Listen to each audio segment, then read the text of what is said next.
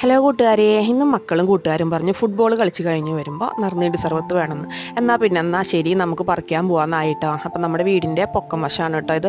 അപ്പോൾ ഇവിടെ പോയിട്ടാണ്, അപ്പോൾ എല്ലാ വർഷം പറിക്കാറുള്ളതാണ്. അപ്പോൾ കഴിഞ്ഞ നോമ്പിന് നമ്മൾ പറിക്കാൻ നോക്കിയിട്ടുണ്ടായിരുന്നു, പക്ഷേ മണ്ണ് നിറഞ്ഞിടക്കണ കാരണം ഒരു രക്ഷയുണ്ടായിരുന്നില്ല കേട്ടോ. നല്ല താഴ്ചയിലാണ് പോയിരിക്കണത്.